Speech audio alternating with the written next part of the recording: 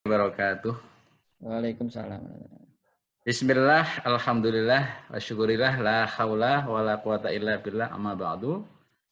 Oke, yang terhormat dan tersayang Mas Januar, Pak Dekan, Dekan yang paling ganteng ini. Amin. Wah, wah, ada Pak Didi, Pak. Oke, oke, kemudian saudara-saudara sekalian, ya teman SMP Mas Ainur, oke, ya mahasiswa-mahasiswa, oke, teman-teman yang kenal ketika sudah dewasa.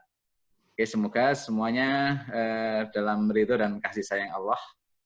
Oke, semoga di bulan Ramadan ini, di akhir Ramadan ya, atau di bagian yang agak-agak akhir Ramadan ini, kita tetap bersemangat ya, melakukan berbagai macam ibadah di bulan Ramadan. Oke, dan jangan lupa bahwa Ramadan itu menyediakan pahala yang luar biasa dan pengampunan yang luar biasa, sehingga senyampang kita masih ada di dalamnya, ya mari kita usahakan untuk mengisinya dengan sebaik-baiknya. Memang memaafkan orang yang memfitnah kita itu termasuk, saya pernah melakukan penelitian pada mahasiswa,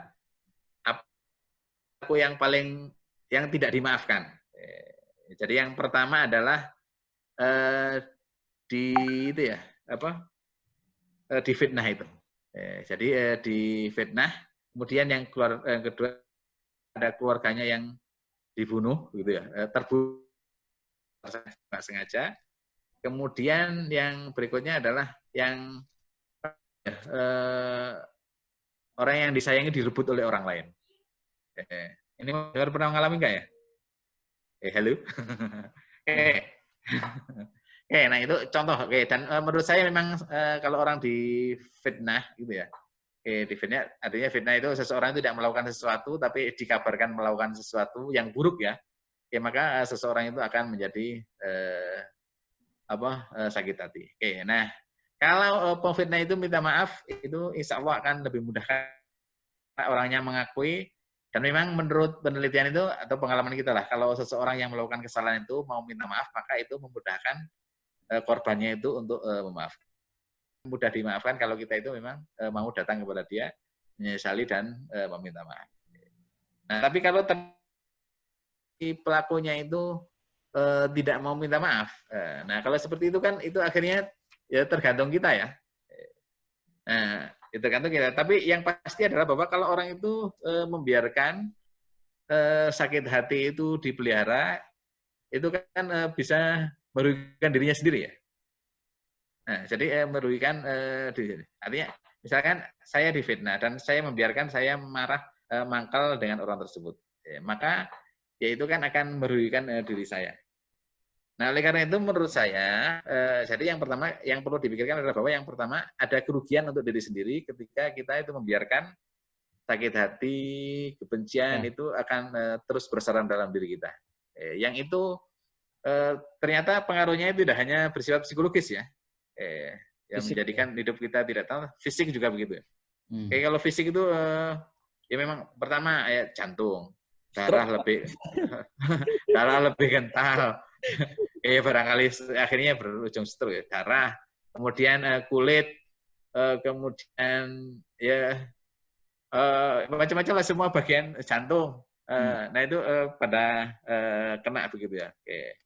Nah, sayang tadi saya nggak menyiapkan tayangannya, tapi dampak fisiknya itu sangat banyak, sehingga intinya itu kan akhirnya menghasilkan kerugian bagi diri kita sendiri. Dan jadi oleh karena itu ya dan ya boleh jadi yang kedua adalah orang yang fitnah juga ya kemungkinan sih dia juga itu ya, kita nggak tahu, tapi mungkin dia juga merasa bersalah gitu ya, dia merasa berdosa dan oleh karena itu dia ya juga dalam keadaan terburuk begitu ya. Nah, oleh karena itu menurut saya dalam situasi seperti ini ya kita dalam pilihan ya, apa kita membiarkan diri kita dalam keadaan terburuk terus, merasa dizalimi terus, atau mau beranjak gitu. Dan menurut saya yang lebih bijak adalah beranjak ya. Beranjak, dan oleh karena itu kalau di dalam menurut saya ya kita perlu berproses lah gitu. Kita jangan sampai menutup diri untuk dengan mengatakan nggak mungkin aku memaafkan dia gitu ya, terlampau besar dosanya. Oleh karena itu kita beranjak, Oke, jadi yang pertama mungkin kalau para ahli itu menyarankan agar kalau memaafkan itu memang perlu untuk bertahap ya. Ya. Jadi yang pertama kita sadar bahwa kita itu sakit hati karena suatu hal. Oke, nah kemudian yang kedua itu kita berpikir untung ruginya kalau kita memaafkan dan tidak memaafkan. Dan biasanya kita akan sampai pada kesimpulan bahwa kita itu rugi loh kalau tidak memaafkan. Oke, nah kemudian yang berikutnya adalah melakukan tindakan dengan memaafkan. Dan kalau sahabat Nabi itu membiasakan diri, ada seorang sahabat Nabi yang dijamin masuk surga, itu disebabkan karena dia memaafkan. Dengan cara tiap malam itu dia merenungkan apa yang dia lakukan pada hari itu. Apa yang dialami dan apa yang sakit hati yang termasuk sakit hati yang dia terima. Dan setiap malam dia memaafkan orang lain. Yang itu membuat dia masuk surga begitu ya. Nabi sampai mengatakan orang itu akan masuk surga. Nah, yang ini untuk menunjukkan bahwa itu kan perlu kita biasakan ya. Jadi saya tahu bahwa saat ini misalkan saya belum bisa memaafkan sepenuhnya, akan tapi waktu akan membuat niat saya yang. Oke, ini intinya sangat banyak sekali, jadi saya tidak bisa sebutin satu-satu, Pak Fuad. Oke.